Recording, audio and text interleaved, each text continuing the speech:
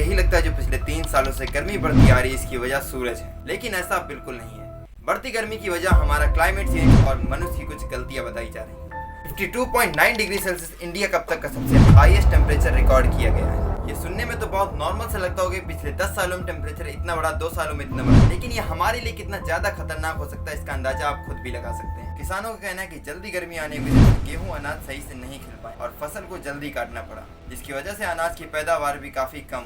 हम सभी को इस विषय में जागरूक होना जरूरी है और हर व्यक्ति को ये पता होना चाहिए कि किस वजह से गर्मी इतनी तेजी से बढ़ रही है और इसे हम कैसे कंट्रोल कर सकते हैं। आइए इसे हम बिल्कुल सिंपल भाषा में समझते हैं। देखो, मौसम में बदलाव क्लाइमेट चेंज की वजह से होता है। क्लाइमेट चेंज में बदलाव होना और तेजी से गर्मी बढ़ना, इन सब का जिम्मेदार ग्रीन हाउस इफेक्ट होता है। अब ये ग्रीन हाउस इफेक्ट क्या होता है? जैसे जैसे बड़ी बड़ी इंडस्ट्रीज, फैक्ट्रीज बनना शुरू हुई, हमने फॉसिल फ्यूल यानी ऑयल और कार्बन का उपयोग बहुत ज्यादा मात्रा में करना शुरू कर दिया, जिससे कि कार्बन डाइऑक्साइड और कई गैसें इन फैक्ट्रीज में प्रोसेस के दौरान बहुत ज्यादा मात्रा में निकलने लगी, जिससे कार्बन डाइऑक्साइड एटमॉस्फेयर में आकर मीथेन गैस से मिलकर ग्रीन हाउस गैस बनाता है। कार्बन डाइऑक्साइड और मीथेन यानी ग्रीन हाउस गैस ने हमारे एटमॉस्फेयर को पूरी तरह से ढक लिया है, जिसकी वजह से सूरज की गर्मी हमारे पृथ्वी से बाहर नहीं जा पा रही है। सूरज से आने वाले किरणों को ये गैस धरती के सरफेस तक आने देती है, लेकिन सूरज के डूबने के बाद अर्थ के हीट वेव्स को ये बाहर नहीं जाने देती। इसी को बोलते हैं ग्रीन हाउस इफेक्ट। जब पृथ्वी पर गर्मी बढ़ती है तो ग्लोबल वार्मिंग भी बढ़ती है। अगर आप ग्लोबल वार्मिंग नहीं समझते हैं तो सिंपल भाषा में बोले तो पृथ्वी के बढ़ते जा रहे एवरेज टेम्परेचर का एक दूसरा नाम ग्लोबल वार्मिंग है। ग्रीन हाउस गैस की वजह से क्लाइमेट चेंज में बदलाव होता है, जिससे ग्लोबल वार्मिंग का खतरा भी बढ़ जाता है। हम मनुष्य भी ग्लोबल वार्मिंग को बढ़ाने में पीछे नहीं हटते हैं। लगातार पेड़ों को काटना और अधिक मात्रा में फ्यूल जलाना। जैसा कि हम सभी जानते हैं कि पेड़ पौधे एयर से कार्बन डाइऑक्साइड लेते हैं और ऑक्सीजन को छोड़ते हैं, तो मतलब पेड़ काटने की वजह से हमें दोनों तरफ से नुकसान हो रहा है। ना तो हमें प्योर ऑक्सीजन मिल पा रही है, ना ही हमारे एटमॉस्फेयर से कार्बन डाइऑक्साइड की मात्रा कम हो रही है। मतलब सांप भी नहीं मरा और लाठी भी टूट जा रही है। अगर ऐसा ही चलता रहा तो गर्मी हर साल तेजी से बढ़ेगी और धरती पर मनुष्य के साथ साथ जीव जंतु का रहना भी मुश्किल हो जाएगा। इसलिए हम सभी को इसे सीरियस लेना होगा और हर एक व्यक्ति को एक पेड़ लगाना होगा। इस वीडियो को बनाने का हमारा यही मकसद है कि हर एक व्यक्ति को ये पता होना चाहिए कि हमारे एटमॉस्फेयर में क्या हो रहा है और इससे आने वाली पीढ़ी पर इसका क्या असर पड़ेगा।